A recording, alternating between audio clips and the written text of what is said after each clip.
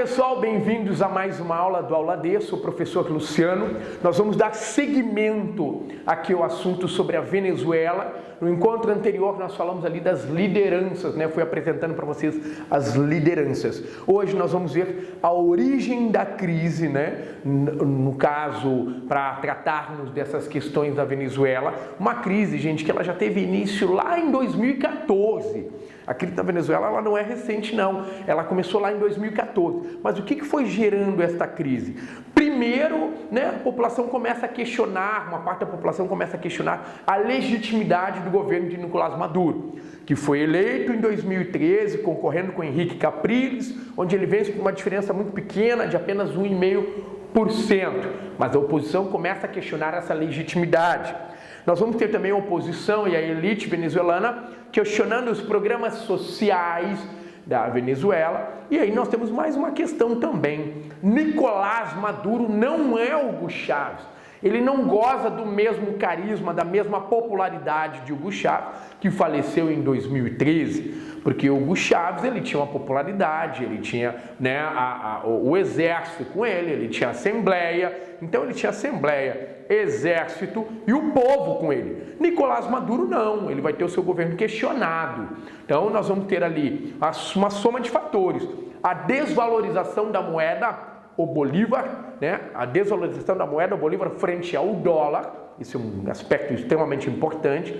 Lembrando que o dólar americano é a moeda forte. Isso ficou decidido na conferência de 1944, na conferência de Bretton Woods, né, onde nós estamos falando da criação de um mecanismo, né, global, comercial. A moeda forte seria então o dólar americano. Então o Bolívar desvalorizado frente ao dólar.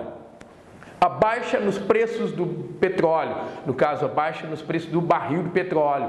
O que está acontecendo? O petróleo é a principal fonte, né, de arrecadação da Venezuela, onde 96% da arrecadação, né, vem do petróleo. E aí imaginem que o preço do barril de petróleo ele está oscilando e ele cai para apenas 24 dólares um único barril. Sendo que hoje ele custa, em média, hoje, 60 dólares.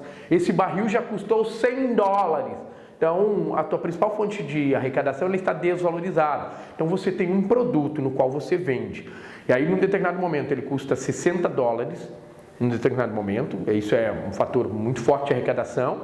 E aí, ele cai para 24 dólares. Então, você compreende que você vai arrecadar menos.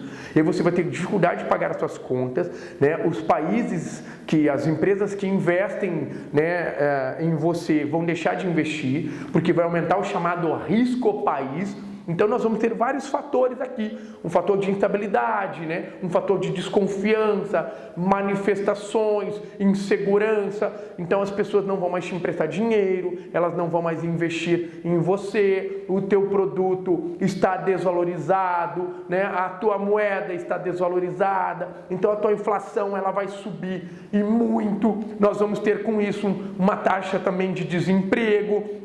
A população vai ficar extremamente insegura.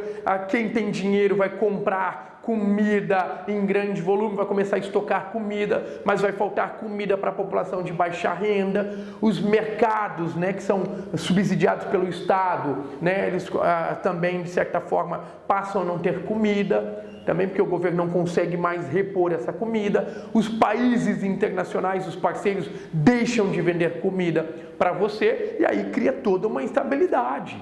Então, baixa no preço do petróleo, crise política, ilegitimidade, o crescente da oposição, as manifestações, a inflação vai lá em cima. Então, percebam, é um caos, uma insegurança muito grande. As pessoas começam a ir embora, né? Começam a sair daquela situação. Tanto que, de acordo com a ONU, utilizando essa fonte, 2,5 milhões de venezuelanos já deixaram o país. 2,5 milhões. Existe uma estimativa de chegar a 5 milhões. Né? Algumas correntes internacionais, alguns veículos internacionais estão afirmando que a Venezuela é a Síria da América Latina. A Venezuela seria a Síria da América Latina pela instabilidade, né? Pela crise migratória. Então isso é muito complicado, muito complicado. Aqui imagens das manifestações, né? Dos conflitos. a tentativa de manter uma ordem, né? O governo do Nicolás Maduro fazendo pressão, né? E mais do que isso, né? Acusando o governo norte-americano de estar manipulando, de estar tentando estabelecer, né? Um golpe na Venezuela, semelhante àquele que, né? Ocorreu, uma tentativa de golpe em 2002, quando era o governo do Hugo Chávez. Os Estados Unidos impôs sanções. Sanções são medidas punitivas, né? São, no caso, racionamento ou deixar de vender determinados produtos. Então imagina, tu não produz, né? Você não tem ali grandes indústrias. E aí você depende do mercado internacional, porque a economia hoje é interdependente. E os países pararam de vender para você determinados produtos. Então vai faltar sabonete, vai faltar shampoo, vai faltar comida, vai faltar medicamento. Então não tem, porque os países pararam de vender. Você está em crise, então você não tem como repor. A população vai no supermercado, não encontra, né, comida, não encontra medicamentos. Isso vai gerando também uma crise muito grande, vai gerando uma insegurança muito grande. Os países pararam de investir em você. Então é uma escala de insegurança gigantesca, uma escala de segurança gigantesca. E aí o que se faz a partir disso? E aí é o que nós vamos ver na próxima aula, que são as consequências dessa crise. Ok? Continue assistindo lá, ok? Faça lá a sua inscrição, acione o sininho, fiquem com a gente. Valeu, gente! Até a próxima!